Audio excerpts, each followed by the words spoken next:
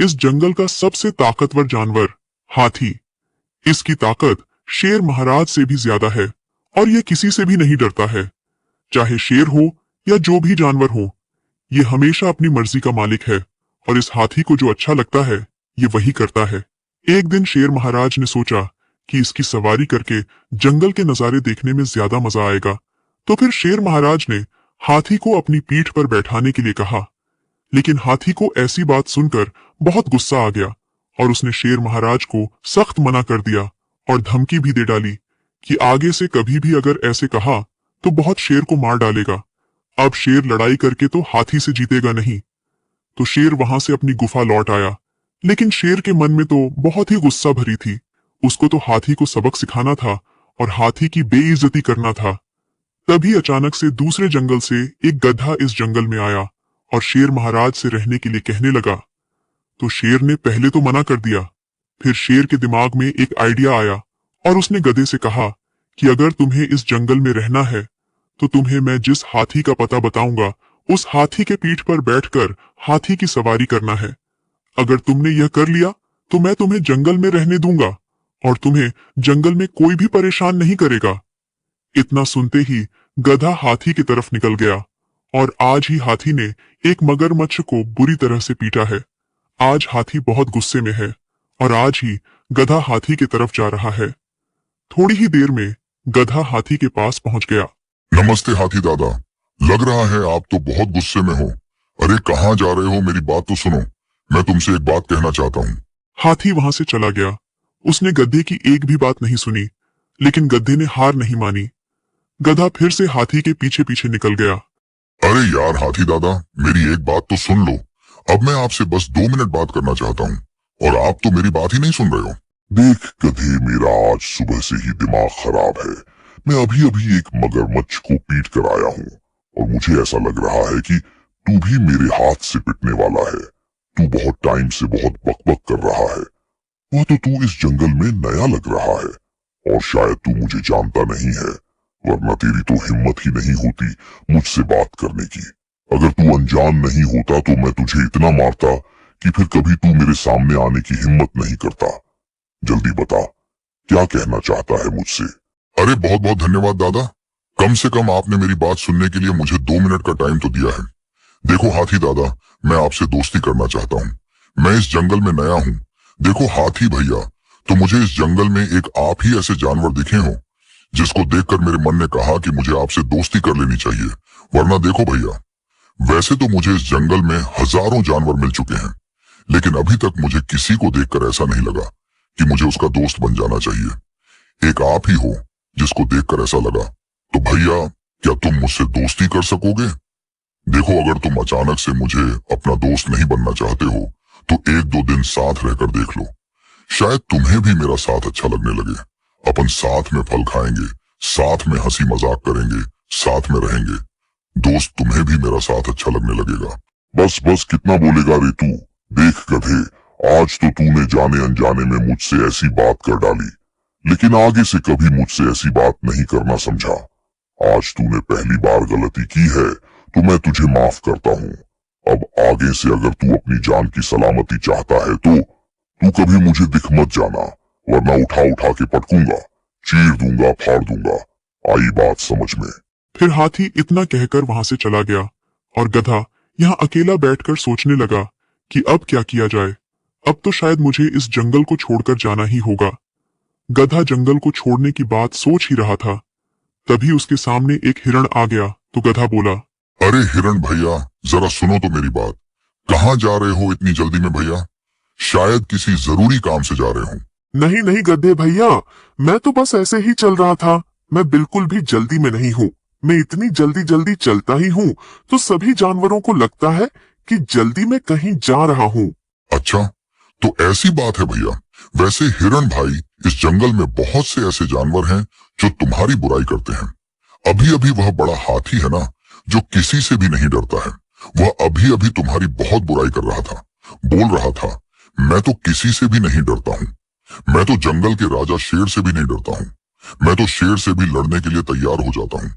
लेकिन ये जंगल के हिरण है ना, ये बहुत डरपोक है। ये तो हमेशा किसी न किसी जानवर से डरते रहते हैं। अच्छा, ऐसा कहा उसने मेरे बारे में? कौन कहता है कि हाथी किसी से नहीं डरता है? डरता तो हाथी भी है। बस बात इतनी सी है कि इस जंगल में कोई भी उसका मुकाबला करने वाला नहीं है। उसमें ज्यादा ताकत है, लेकिन हाथी भी डरता है। हाथी अगर शिकारी का नाम सुन ले तो थर थर कांपने लगता है। एक बार बाहर से कुछ शिकारी आए थे और उन्होंने इसी हाथी के भाई को जाल में फंसा लिया था और फिर उसके दोनों दांत निकाल लिए थे और फिर उसके भाई को मार दिया था। तब से यह भी शिकारियों का नाम सुनते ही कांपने लगता है। मुझे तो इस जंगल के सभी जानवरों के बारे में पता है। अगर किसी भी जानवर में मेरे सामने बोले की हिम्मत है तो कभी मेरे सामने बोलकर दिखाएं, तब मैं उसे बताऊंगा। मुझे भी जवाब देना आता है। ठीक है गधे भैया, अब मैं जा रहा हूँ, फिर कभी मिलते हैं। मेरे बच्चे मेरा इंतजार कर रहे होंगे। फिर हिरण वहां से चला गया और गधा के मन में एक विचार आया और उसने एक प्लान बनाया। फिर गधा शेर महाराज के पास पहुंचा और शेर महाराज से उसने कहा, देखो शेर महाराज, आपने जो कुछ वादा किया था, आप उस वादे से मुकर मत जाना। क्योंकि शेर महाराज, आपने कहा था कि मुझे हाथी की सवारी करनी होगी, तो मैंने हाथी की सवारी करने का पूरा प्लान बना लिया है। अब बस आपका चलना बाकी है। आप जबकि बोलो तब मैं आपको वहां ले चलूंगा और आपके सामने ही हाथी की सवारी करूंगा। मैं बस एक बार हाथी की सवारी कर लूं, फिर मुझे जंगल में रहने से कोई नहीं रोक सकता है। आपने यही बोला था मुझसे। हाँ हाँ गधे, तुम टेंशन क्यों ले रहे हो? मैंने जैसा बोला था वैसा ही होगा। मैं कोई लोमड़ी नहीं हूँ जो अपनी बात से मुकर जाऊं। मैं इस जंगल का राजा बब्बर शेर हूँ। मेरी जान ही क्यों ना चली जाए, लेकिन मेरी बात रहनी चाहिए। मैं कभी भी ऐसा नहीं करता हूँ कि बोल दिया कुछ और कर दिया कुछ। अगर तू कल हाथी की सवारी करता है तो फिर तू हमेशा मेरे साथ रहेगा और मैं तुझे मान जाऊंगा कि तू एक बुद्धिमान गधा है। अरे हाँ हाँ महाराज, क्यों नहीं, मैं कल ही उस हाथी की सवारी करके दिखाऊंगा। फिर अगले दिन जंगल का राजा शेर और गधा दोनों हाथी के पास निकल गए और बहुत टाइम हो गया और हाथी कहीं भी नहीं मिल रहा था। शेर और गधा दोनों जंगल में इधर उधर हाथी को ढूंढ रहे थे और भटक रहे थे। तभी शेर को बहुत गुस्सा आया और शेर बोला, क्यों रे गधे, तू मुझे गधा समझता है क्या? तू मुझे उल्लू क्यों बना रहा है? जब तुझे हाथी की सवारी नहीं करनी थी तो मुझे यहाँ लेकर क्यों आया है? जब तू इतने दिन से हाथी के पीछे फिर रहा है उसकी सवारी करने के लिए, तो तुझे इतना पता नहीं रहता कि वह कहाँ रहता है, क्या करता है, कहाँ मिलेगा? अरे यार, आज तो शनिवार है। आज तो हाथी ऊंचे पीपल वाली पहाड़ी के पास घूमने के लिए जाता है।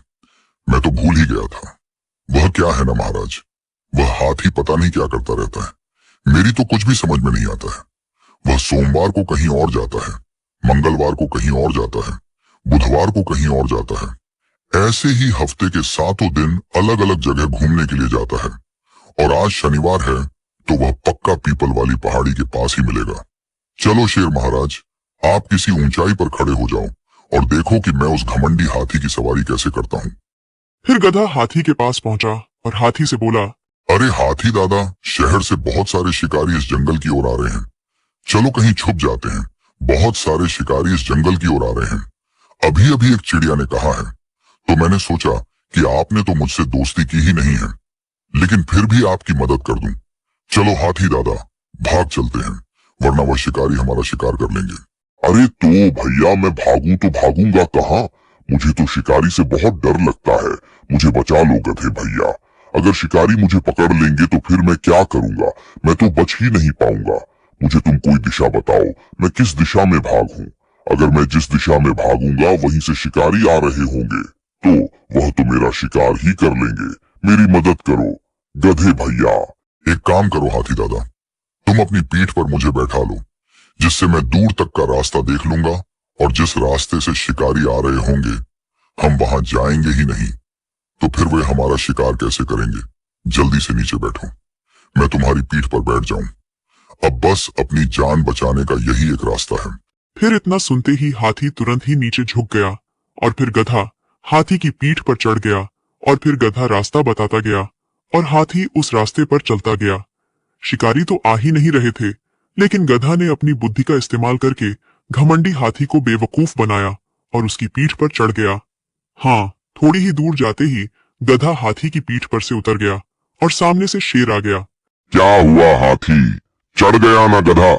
तुम्हारे पीठ पर तुम एक शेर को अपनी पीठ पर चढ़ने से मना कर रहे थे, लेकिन देखो आज तुम्हारी जान की बात आई तो तुमने अपनी जान बचाने के लिए गधे को भी पीठ पर चढ़ा लिया।